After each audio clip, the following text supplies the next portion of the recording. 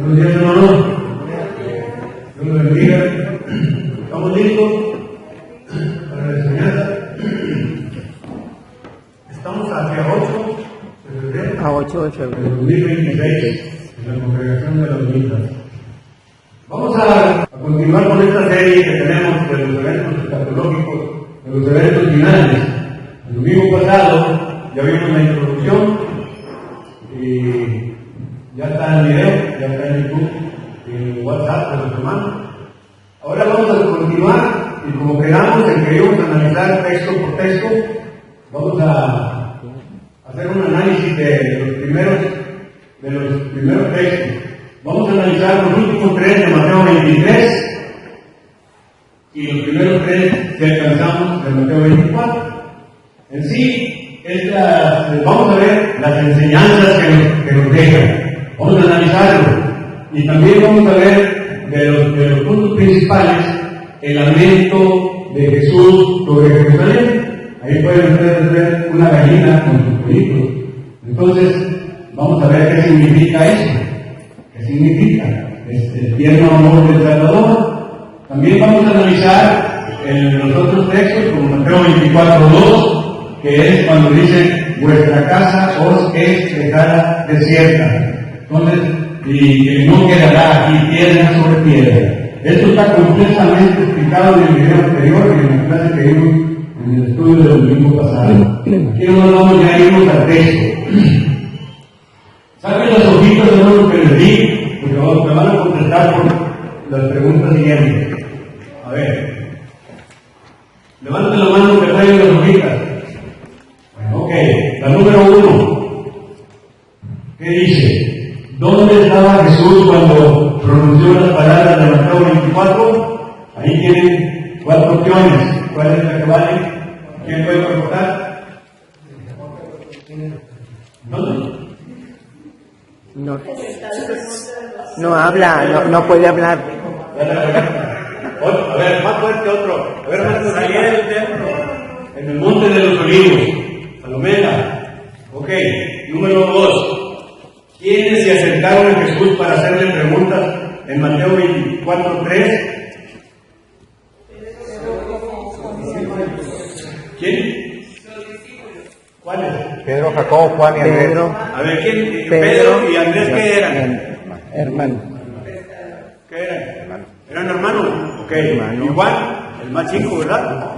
¿Y Jacobo? Hijo de Zebedeo. Yo no sé quién era Jacobo, si era hermano de Jesús, hermano tuyo. Ese no. Jacobo no era hermano de Jesús. Habían 2. El que menciona aquí, esa es la duda que tengo nomás. Hay que investigar. Hijo de Zebedeo. ¿Quién? ¿Es el mismo? Jacobo y Santiago es el mismo. Bueno, hay que checar eso, a ver quién investiga para el otro domingo. Entonces, en resumen, era Juan, Andrés y Pedro. Ya ven que Pedro siempre andaba en la punta de todos los acontecimientos. Entonces, así que vámonos con la 3, vamos. A ver, ¿quién lee la 3? Porque yo no puedo leer. Lee la fuerte del libro. La 3 dice: cuando Jesús habla de estas cosas en Mateo 24:3, el contexto inmediato se refiere a... A ver, contesten el fin del mundo. A ver, otro. A ver, David, ¿a qué se refiere? ¿Qué? La destrucción del templo. Destrucción del templo, fin del mundo. Take a look at it, fíjense bien. Esa es la confusión de Mateo 24. ¿Ves? Porque sí habla del fin del mundo, pero en la segunda parte, ya les expliqué y está en el video. Vean el video. ¿Ves? ¿Ves? Pero aquí específicamente, cuando Jesús habla de estas cosas en Mateo 24:3, el contexto inmediato se refiere a la primera parte. Por eso les dije eso, a la primera parte, que son de los versículos 4 al 34. Fíjense bien. Ok. A ver, lee la otra en fuerte. ¿Qué expresión de Mateo 24:34 ayuda a ubicar el cumplimiento principal de la primera parte del capítulo en el siglo I? A ver. No pasará esta generación. A ver, lean el capítulo ese, el versículo ese, 24, 34. Leanlo, hermano Baltasar, con voz fuerte porque se está grabando. Sí. Mateo 24, 34. De cierto os digo que no pasará esta generación hasta que todo... A ver, David Cuellar, ¿por qué dices por qué no pasará esta generación?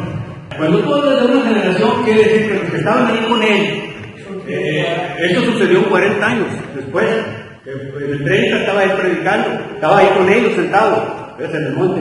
Y cuando Jesús le dice, y no pasará esta generación, quiere decir que todos los acontecimientos y los que le había dicho para atrás, o sea, del 34 al 1 al 4, no iba a pasar de esta generación, quiere decir que ellos mismos lo iban a ver, le dijo, ya te había enojado, porque ahí donde, entonces ya somos baptistas, si no sabemos eso, fíjense bien, ok, entonces que está bien así, y el mismo texto te está diciendo, no pasará esta generación, quiere decir que vas a estar vivo para verlo. Por eso, ese es el error. Muy bien, entonces... 5. Dale. Según Lucas 21:20, ¿cuál sería la señal de que la destrucción de Jerusalén había llegado? A ver, ¿quién está por ahí? Que Jerusalén será rodeada de ejércitos. Eso, sí es. A ver, fíjate bien, lea por favor ahí, hermano Baltasar. Lucas, ¿qué dije? Lucas 21:20, ahí está la respuesta. Es bien fácil. Pero cuando vienes a Jerusalén rodeada de ejércitos, sabéis entonces que su destrucción ha llegado.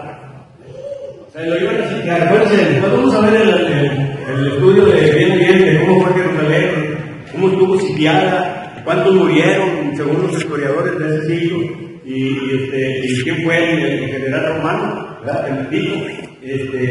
Y ahí Lucas 21:20, ya Jesús les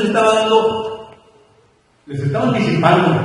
Cuando vean que ella está rodeada de ejércitos, quiere decir que ya Tito ya había llegado ahí, porque 4 años antes los celotes habían hecho una insurrección, había un grupo insurrecto de cuenta, como partidos oposicionistas a los romanos, ya se estaban rebelando. Bueno, ok, entonces hasta ahí le paro.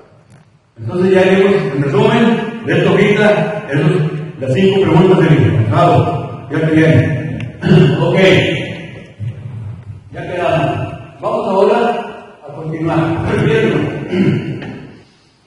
Ustedes ven ahí una gallina. Y dicen, no, pues aquí está el hermano que pondría ahí. Le falta mucho. A ver, hermano Baltasar, lea Mateo 23:37, con muy fuerte, porque se sabe.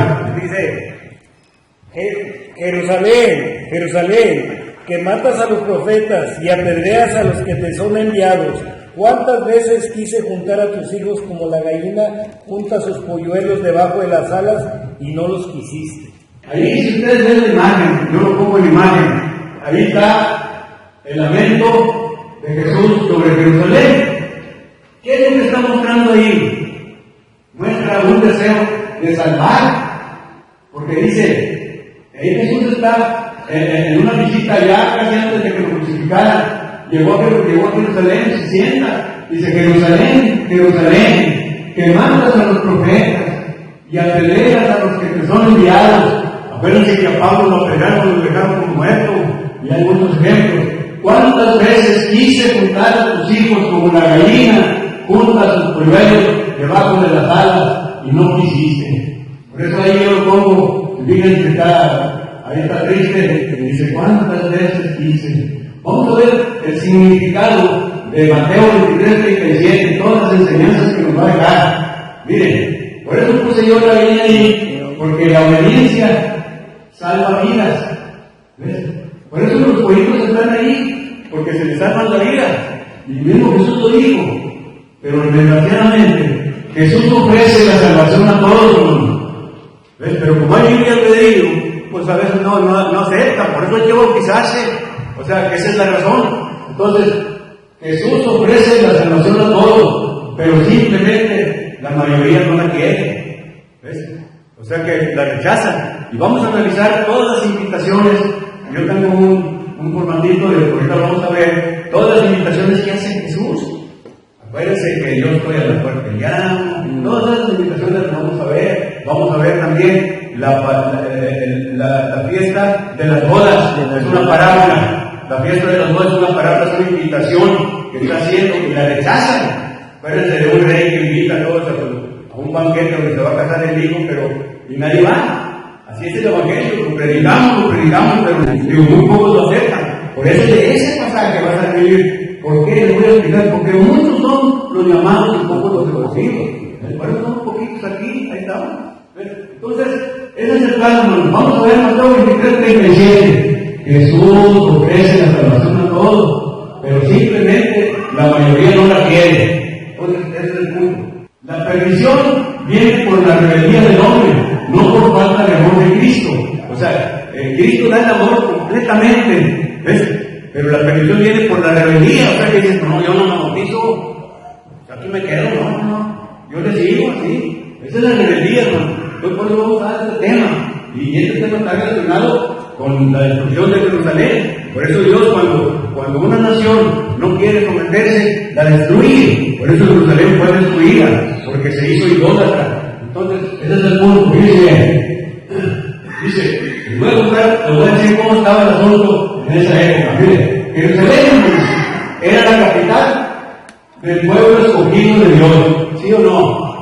Sí. ¿Verdad? ¿A cuántos reinos había? A ver, en memoria de David, ¿cuántos reinos había? ¿Cuáles eran? ¿Cuál? Israel y Judá. Y Jerusalén era la capital de Judá. Ok, entonces dice, y también ahí la ciudad ancestral de David. Acuérdense, el más grande rey de Israel. Y el lugar donde estaba el templo, la morada terrenal de Dios. Por eso era bien importante. Por eso los discípulos cuando estaban con Jesús, cuando Jesús les dice, no, pues esto va a ser destruido, no va a quedar piedra sobre piedra. Pues para ellos les iban a destruir el lugar donde estaba el templo, la morada terrenal de Dios, en el lugar santísimo. Entonces para ellos era la pose, ¿ves? Por eso de ahí viene la confusión de todos los baptistas y premilenialistas que quieren confundir eso, ¿ves? Que se va a acabar el mundo y todo, porque no entienden cómo les expliqué que está dividido en dos partes. Jesús está dando un discurso dirigido a dos juicios, el juicio de Jerusalén y el juicio final de la venida de Él. Y eso es lo que debemos entender como miembros de la Iglesia de Cristo. Si no, pues vamos a ser artistas porque estamos diciendo al revés todo. Entonces, fíjate bien. Entonces, debía ser el centro de adoración al verdadero Dios y un modelo de justicia para toda la gente. Pero Jerusalén llegó a ser una ciudad ciega a Dios e insensible a las necesidades humanas. Aquí, dice, Jesús en el año 30 estableció la iglesia. ¿Recuerdan? O sea, en el día de Pentecostés, 50 días después de su resurrección. 30. Pasaron de 40, 50, ¿ves? Ya empezaron los apóstoles a predicar y llegó el año 70. Pero la adoración, los judíos no querían seguir creyendo, no querían que a Jesús, antes lo buscaron, los fariseos, ¿ves? O sea que ya debían haberse destruido la era mosaica, desde que Jesús expiró, ¿ves? Pero no creían, entonces, por eso había una profecía desde Jeremías, que lo voy a preguntar en la obra, ya está el texto y apúntalo, Jeremías 22:5, ya estaba previsto que la ciudad de Jerusalén iba a ser destruida. ¿Por qué? Porque lleva una cara escrita por el libro definitivo. Y la cosa definitiva es que te extermina. Así es Dios. Si por ejemplo, si tú no oyes y lo rechazas, bueno, ok, lo estás rechazando, no, ahorita para qué lo bautizo, me espero. Pues te va a destruir. ¿Ves? Por eso, a la ciudad de Dios tu mente, la destruye, ya destruyó Jerusalén. ¿Ves? Entonces, ese es el punto. Aquí podemos ver la profundidad de los sentimientos de Jesús por los perdidos y por su ciudad amada, que muy pronto sería destruida. Entonces, ese es el panorama de cómo el contexto, de cómo está Jesús ahí, con el lamento de Jerusalén. Ok, miren, fíjense bien lo que yo puse aquí. Fíjense bien, dice, Jesús ofrece la salvación a todos, pero simplemente la mayoría no la quiere. ¿Ves? Una gallina que junta sus pollos bajo sus alas. ¿Qué es una gallina? ¿Qué entiendes tú, Diana, por una gallina que junta? ¿Qué es lo que está dando? Protección. Otra, así como dice David en la clase, a ver, hermano Carmen, ¿qué entiende usted por eso? ¿Ternura? Amor. Ok, muy bien. Muy bien, muy bien. Por eso yo le pongo que una gallina que junta sus pollos bajo sus alas es un emblema adecuado del tierno amor del Salvador por aquellos que confían en Él y su fiel cuidado por ellos. Ese es el panorama, hermano. Le puedo leer una concordancia acerca de eso, hermano. Dice: la imagen de una gallina que abriga a sus polluelos describe cómo Dios protege a Israel. Al rechazar a Jesús, Jerusalén desechó el amparo de Dios. La imagen revela la identidad de Jesús como Dios. Bueno, ahí está. Bien, bien. Esta investigación está bien. Fíjate allí. Hay que estar bien con la concordancia. Nomás que no sean calvinistas. Es lo que le comenté a los hermanos. Fíjense bien ahí. Porque a veces te salen con el rapto. Entonces, por eso, esa gallina, por eso digo Jesús, ¿cuántas veces quise juntar a tus hijos como la gallina junta sus polluelos debajo de las alas y no quisiste? Eso que se nos quede en la mente. Entonces, Jesús llama a los pecadores a que se refugien.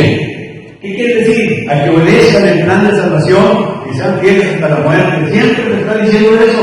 Dice, Jesús llama a los pecadores a que se refugien en su tierna protección, los mantiene a salvo como la gallina ahí y los nutre para la vida eterna.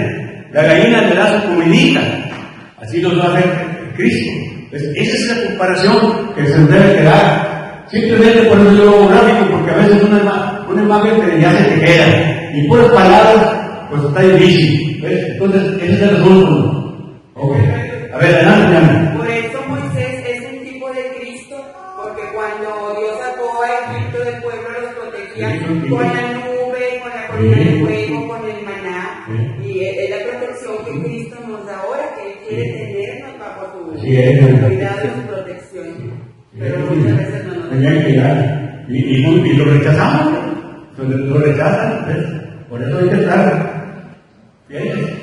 Mira, aquí en ese versículo, acuérdense que estamos analizando versículo por versículo. En ese versículo de Mateo 23:37, aquí está toda la tragedia entrañable del amor rechazada. O sea, haz de cuenta que tú le das todo el amor a una persona y te rechaza, humanamente por decir así, pero aquí es divino. O sea, Jesús te está dando todo el amor y te está rechazando. Y lo estamos rechazando, perdón. Entonces, aquí habla Jesús, no como el juez. ¿Cuándo va a ser el juez Jesús? En la segunda. ¿Cuándo? Segunda venida. En el juicio. O sea, ¿ahorita cómo está? En abogado. Así ahorita está abogando. Está Ahorita aboga por nosotros, es el Salvador. Pero ya puedo ser el juez. Entonces, aquí está el asunto. Aquí habla Jesús no como el juez severo de toda la tierra, sino como el que ama a todos los seres humanos. Esa es la enseñanza que podemos sacar de este punto. Jesús llegó para él la última fiesta de la Pascua. Cuando llegó, está sentado ahí, es lo que estamos viendo, ya es la última fiesta de la Pascua. Jesús no podría haber dicho esto si no hubiera visitado Jerusalén repetidas veces y dirigido su pueblo existente llamada de invitación. O sea que Jesús era un, ¿cómo se dice? Itinerante. Él andaba recorriendo. Él no vivía en Jerusalén. Él andaba recorriendo todo. Acuérdense que Palestina tiene 200 kilómetros de largo, como decía Laredo. Entonces él se la aventaba a pie. Iba al lago de Galilea, Capernaum y todas las ciudades que estaban pegaditas al mar de Galilea. Y en Galilea, ahí andaba. ¿Ves? Entonces, por eso él ahí llega a la fiesta. Acuérdense que los judíos tienen una fiesta. Hay la fiesta de los tabernáculos, etcétera, la cosecha que también. Y ellos tenían que ir. Por eso los judíos tienen que ir. Tenían que ir al templo, forzosamente. Que después que fue destruido, nomás quedó un muro. ¿Ves? Entonces, así es el asunto. Por eso los que revuelven la edad mosaica con la edad cristiana, como todos los que no son de la iglesia de Cristo, pues vayan a Jerusalén a adorar allá, al muro, porque ya no queda nada, el muro de las lamentaciones. Cada año, forzosamente, así le hacen los judíos verdaderos. ¿Ves? Entonces, ese es el punto, hermano. Fíjense, vamos a continuar. Aquí va una enseñanza. Este pasaje nos muestra 4 grandes verdades. Esas son las 4 grandes verdades. Las vamos a desglosar. Fíjense bien. Dice, la paciencia de Dios. O sea, ese texto, Mateo 23:37, que habla de una gallina, nos da 4 grandes verdades. La paciencia de Dios. O sea, Dios, aunque lo rechacemos, Él sigue insistiendo. Bautícense, obedezcan, arrepiéntanse, sigue insistiendo, pero que no humilde. O sea, no crean que nomás vamos a estar diciendo siempre lo mismo. O sea, por eso, Jerusalén había matado a los profetas y apedreado a los mensajeros de Dios. Hay una paciencia ilimitada en el amor de Dios que soporta el pecado humano sin rechazar la humanidad. Hay una paciencia, otra vez digo, ilimitada. ¿Ves? O sea que cada paciencia de Él, ¿ves? Pero llega a un punto en que ahí, ¿ves? Está como una vez decía, oye, ¿cómo decías tú? Pues que podemos caer en la gracia, pero cada rato, pero no, ¿ves? Entonces ya te estás burlando de Dios, ¿ves? Y no te arrepientes y ya otra vez. Entonces, ese es el asunto, hermano. Pero miren, pero voy a explicar más mejor. No se alcanza a ver, pero va a salir el video mejor. Por eso el video va a estar más claro. El lamento de Jesús sobre Jerusalén muestra su deseo de salvarnos y nos deja 4 grandes verdades. La paciencia de Dios. ¿Qué dice la otra? La invitación de Jesús. La culpabilidad del pecado humano. La otra no alcanzo a ver qué dice. Las consecuencias de rechazar a Cristo. Miren, en pocas palabras y con un videíto, hay claras consecuencias. Esa es la ciudad de Jerusalén destruida en el año 70 por el romano Tito, el general Tito. Son las consecuencias de rechazar a Cristo. Es un hecho de la historia. Esto es un hecho de la historia. La destrucción de Jerusalén fue un juicio histórico. ¿Ves?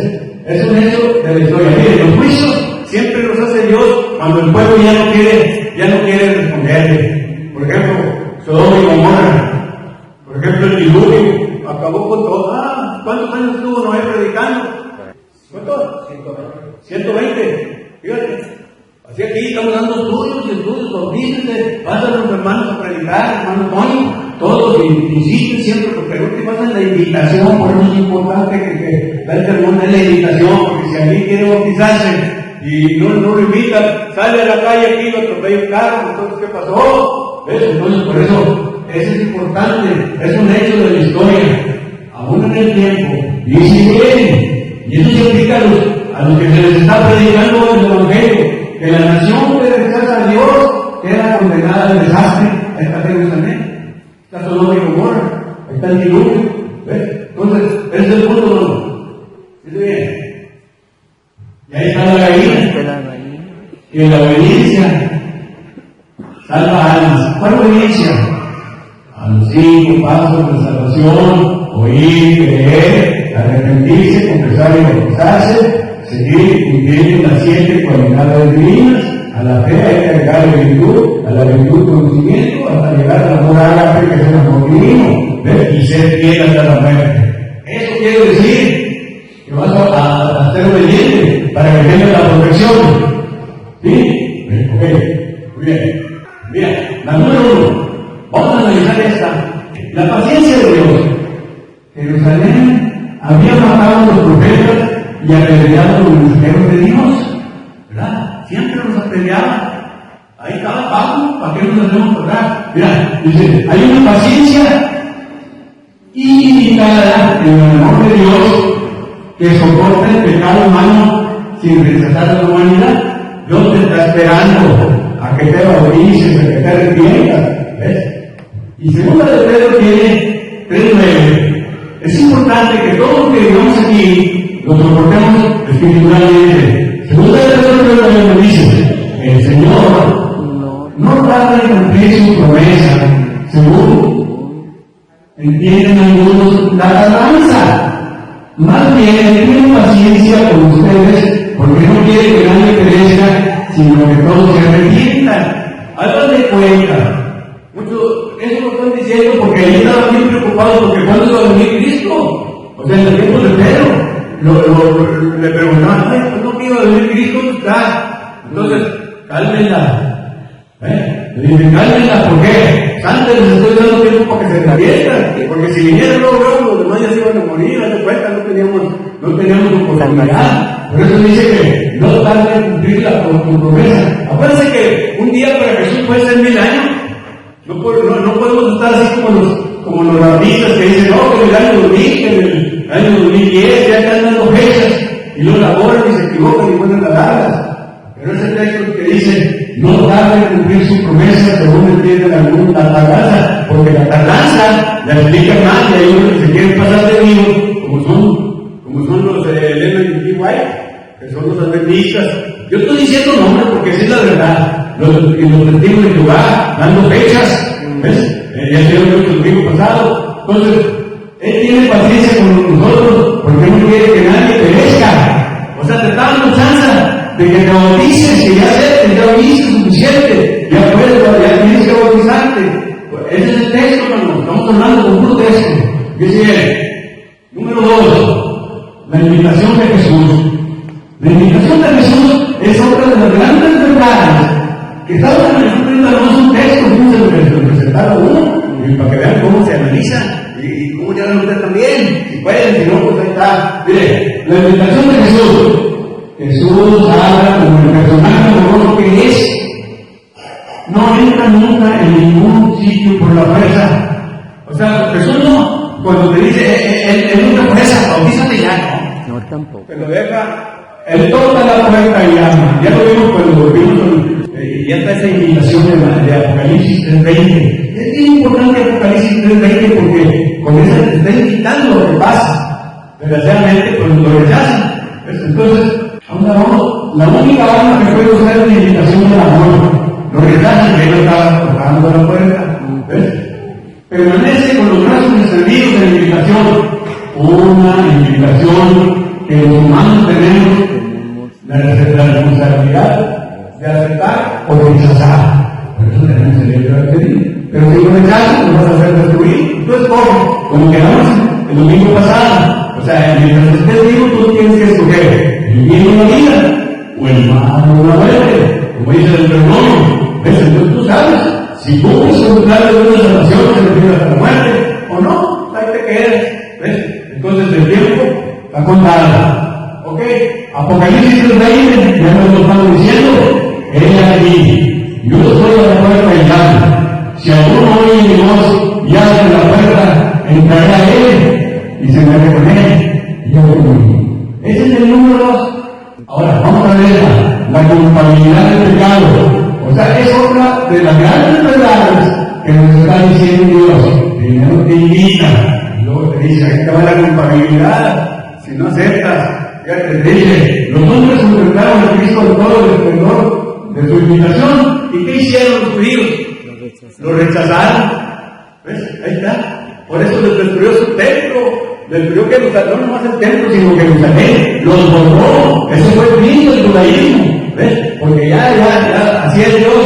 Te da tanta oportunidad. Y no lo aceptas, ahí te va. Y ya no cuenta para atrás. Entonces, Juan 3:19 nos dice, fíjese bien esto. Juan 3:19. Y esta es la condenación, que la luz vino al mundo. La luz vino al mundo. ¿Cuál es la luz? Mire, la luz es el conocimiento, la verdad, es el evangelio. ¿Ves?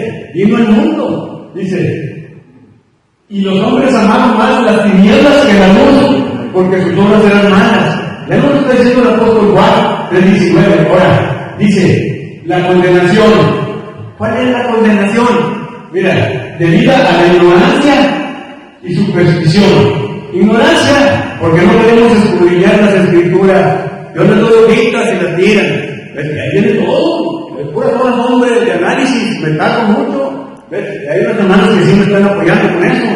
Entonces, dice, la ignorancia y la superstición es, pues, creer en cosas que no están escritas en la Biblia. Esoterismo, es lo que hacen los gnósticos, que ya lo vimos. Y luego dice, toda clase de pecado, parejo, ¿ves? Todo lo que se oponga a Dios, todo lo que se opone a Dios recibe condenación. Hoy lo dice el texto Juan 3:19. Ahora ve la luz, porque ahí dice, la luz vino al mundo. La luz que es, lo que dice ya es la verdad, el conocimiento, la justicia. Pero fíjense bien, las obras malas, porque dice ahí, las tinieblas de la luz, porque sus obras eran malas. Jesús no se refiere solamente, hermanos, a obras malas, no, porque fue borracho, homicida, hurto, sino también a las tinieblas religiosas. ¿Qué quiero decir con las tinieblas religiosas? Pues esto de los raptos, del Mateo 24, pero no lo saben. Creen que todo es destrucción final y no saben cómo motivo el discurso porque no analizan texto por texto. ¿Ves? Esa es tiniebla religiosa, que ahí salen los adventistas, rapistas y todos esos del privilegio. ¿Ves? Sino también las tinieblas religiosas e intelectuales. ¿Intelectuales por qué? Porque ellos hacen su propia interpretación y luego hacen un sistema, como Calvino, hacen un sistema, ¿no? Y lo escriben, y así se lo dan a las iglesias bautistas reformadas, presbiterianas, para que sigan ese catálogo. Fíjense bien, entonces, las obras malas, no nomás es que pecado que tomas y que abortas, sino, no, son también las tinieblas religiosas e intelectuales que estamos analizando. Por eso estamos viendo este estudio. Ok, fíjate, la otra dice, la consecuencia de rechazar a Cristo. Dice, fíjate, es la consecuencia. Cuando rechazamos a Cristo, que no obedecemos, ¿sabes? No obedecemos a los. Dice, las consecuencias de rechazar a Cristo. Solo 40 años habían de pasar hasta que el año 70, después de Cristo, Jerusalén quedara convertida en un montón de ruinas. Ese desastre fue la consecuencia directa de haber rechazado a Jesucristo. Si los judíos hubieran aceptado su amor y abandonado el camino del poder político, Roma nunca se habría abalanzado sobre ellos con todo su poder negativo. ¿Por qué? Porque los judíos al principio sí lo recibieron, acuérdense que iban en el burrito, pero pues ellos querían que les iba a quitar de la dominación romana físicamente, que iba a ser guerrero, así como Trump. No, era otra cosa, ¿ves? Entonces, y por eso lo abandonaron, porque ellos querían el poder político, ya no depender de Roma, político. Entonces, así es el asunto, hermano. Mira, aquí te voy a explicar cómo se debe, fíjate lo que vamos a estudiar cómo se debe analizar lo que tienes a la izquierda, las consecuencias de rechazar a Cristo. Hebreos 2:13. Fíjate con lo que dice Hebreos 2:13. ¿Cómo escaparemos nosotros si tuviéramos en poco una salvación tan grande? ¿Qué quiere decir? ¿Cómo te vas a escapar si no le haces caso a la salvación? ¿Cuál es la salvación? ¿Cómo se logra? Otra vez repito, los pasos de salvación, las invitaciones que hacen los hermanos que predican. Eso es, no le hacen caso. Ahí está el que dice, ¿cómo escaparemos nosotros si tuviéramos en poco una salvación tan grande? Ahora ahí va el castigo. ¿Ves? Por eso, así como Jerusalén destruido también nosotros. Dice, segunda de Tesalonicenses 1:8-9, dando retribución a los que no conocieron a Dios, ni obedecen el Evangelio del plan de Dios de salvación de nuestro Señor Jesucristo, los cuales sufrirán pena de eterna perdición, excluidos de la presencia del Señor y de la gloria de su poder. ¿Dónde lo hacemos? Todo tiene su límite. ¿Ves? Entonces, dice, rechazar a Cristo, hermano. Rechazar a Cristo y su evangelio trae como consecuencia, en resumen, condenación, ira de Dios, pérdida de la vida eterna. O sea que vamos a tener vida eterna pero en el infierno, ahí sí vas a ser bautizado, pero por el bautismo de fuego. Fíjense bien, si no te bautizan en la vida, en el plan de Dios de salvación, en la segunda venida de Cristo, van a recibir el bautismo de fuego en el infierno. Pongan cuidado con eso. Exclusión de la presencia del Señor. Ese es el tema. Nomás un pedacito, nomás un versículo inicial, ya se va a acabar la clase. Mira, esto lo voy a dar en la otra clase. Ahorita ya me quedan. ¿Cuánto quieren que acabe? ¿Al 10, al 5? ¿Cuánto no? ¿Al 5? Al 5. ¿A qué hora está bien? Al 5. Al 5. Ahí está. Estoy viendo, a ver si acaban de explicar esto. Está bonito. Porque habla de la parábola que es de la parábola del festín de bodas. Parece que las bodas en los judíos eran bien importantes, mucho protocolo.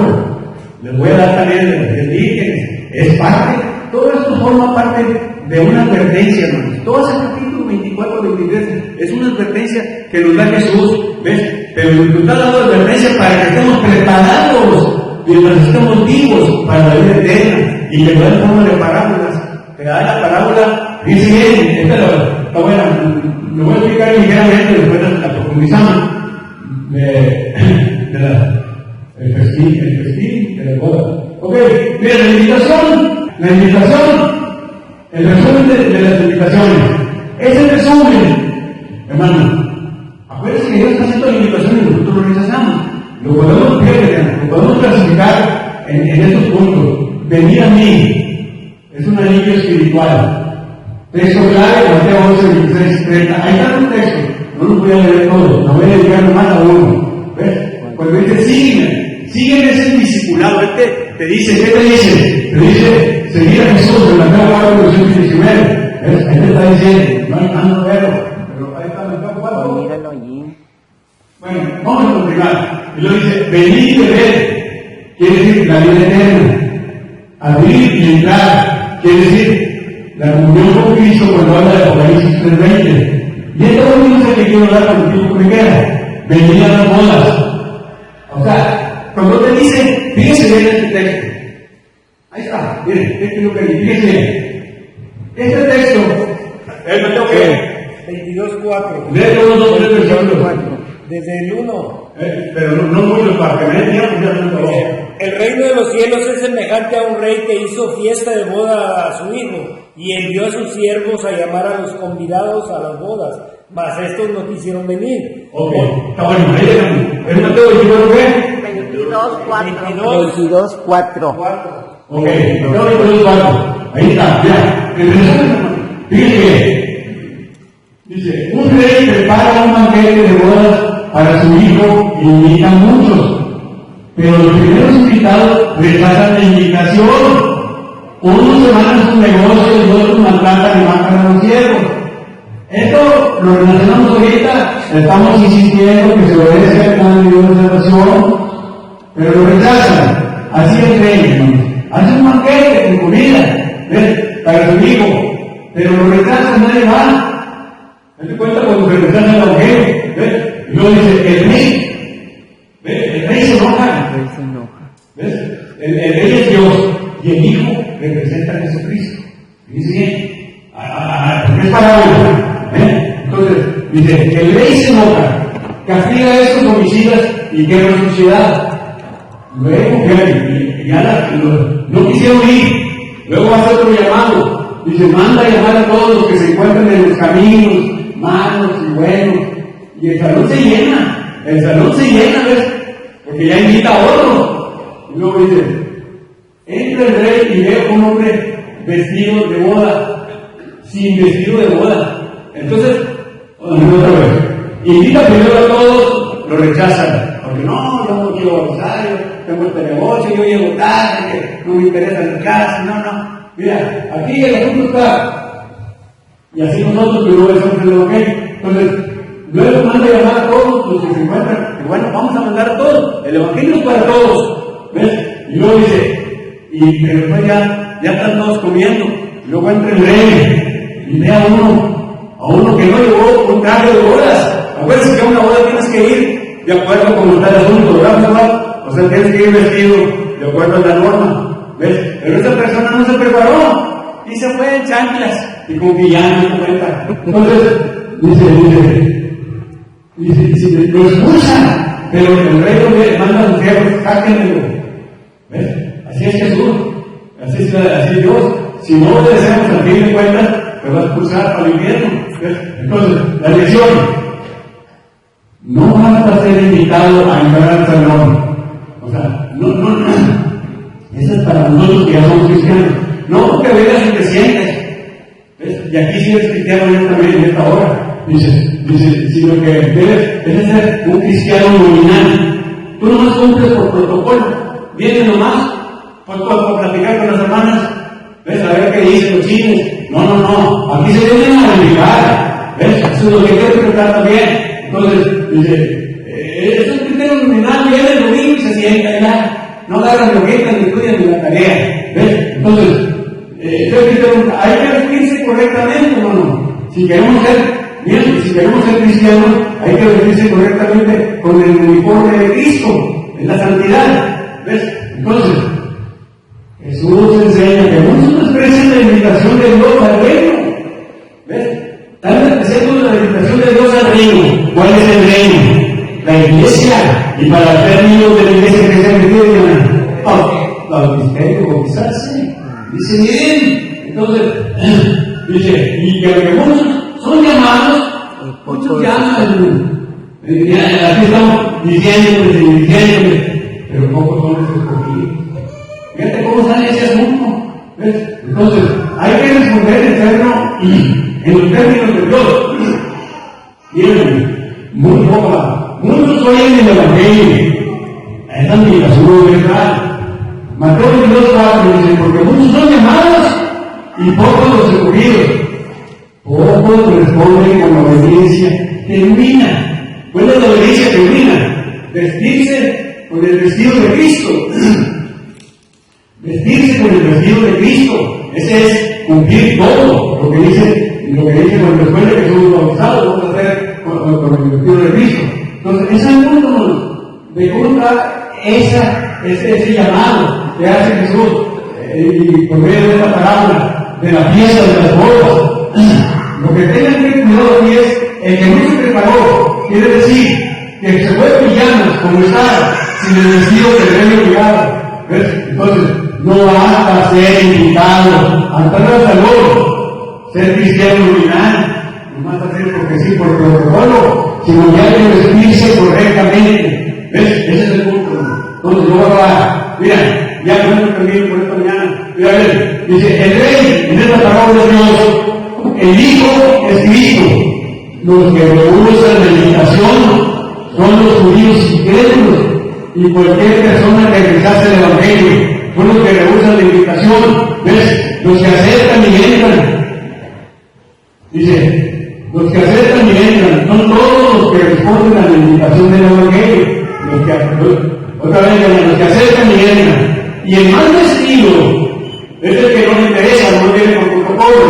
Ese dice, el que quiere los beneficios del reino, sí, yo quiero ser miembro de la Iglesia de Cristo, pero sin el cambio de vida y sin la justicia que Dios exige. Ok, hermano, aquí también me bendiga, muchas gracias.